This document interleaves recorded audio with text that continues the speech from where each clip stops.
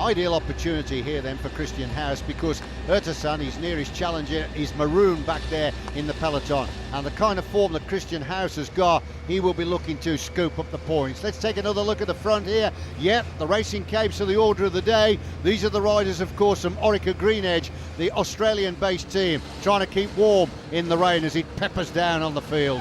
Yeah, cold conditions extremely important to try and stay dry. An awful lot of traffic of riders going to and fro, back to the vehicles, back to their team managers, in the cars, in the convoy behind, picking up all the clothing they can. But really the form of Christian Haas has got to be admired, hasn't it? I mean, every time the flag drops, he's on the attack. He knows exactly what he wants to do. He's such an experienced professional, and he's got his eyes firmly fixed on this Skoda King of the Mountains competition. For the group behind, obviously, they're looking after the leader, and they will be anxious to keep that gap down. They really will. They want Leigh Howard to stay in that IG Markets gold jersey as long as possible.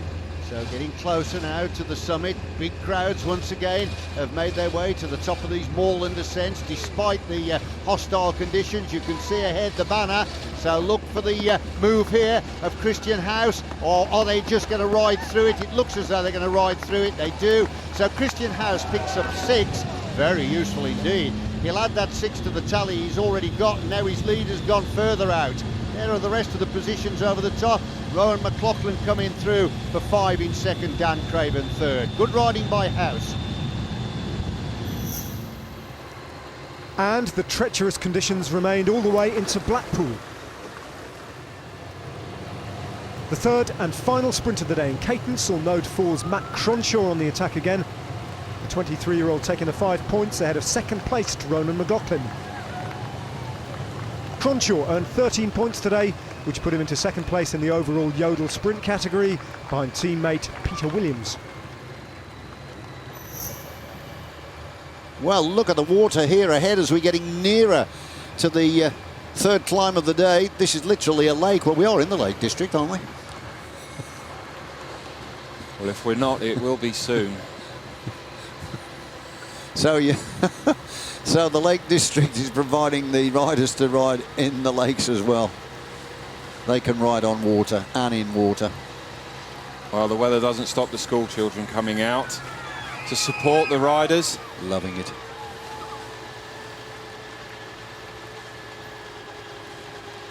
So we're just about ready to cross the line here.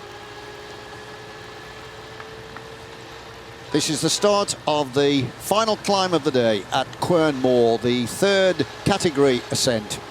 On the line, points for the first 4 over, and 4 for the win, 3 for second, 2 for third, and 1 for fourth. Now then, Christian Haas will be looking for a clean sweep here on the mountains competition today. First at the top of Shapfell, first at the top of Old Hutton. So he's already amassed 12 points from the challenge of the climbs, and his lead has gone up significantly. He's now totaled 58 points so far. But here we can see Gustafsson.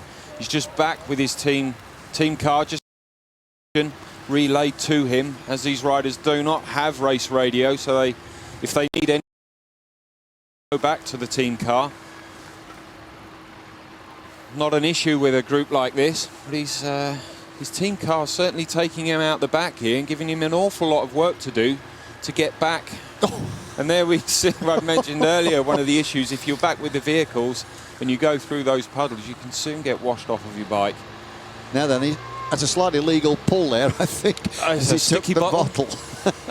It was a sticky bottle. He couldn't get the bottle out of the hand of the man in the team car, which obviously just helped him with a sort of hand sling, but we didn't really see it, did we?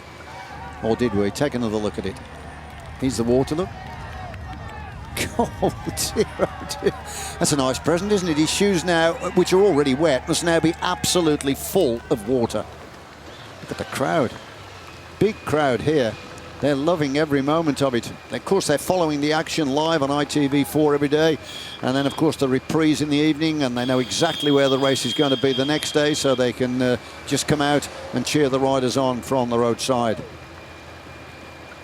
So the field must surely realise now they're on borrowed time. What do you think? Borrowed time now for the team, Rob? Where would you or the group, I should say, where do you think they're going to be picked up?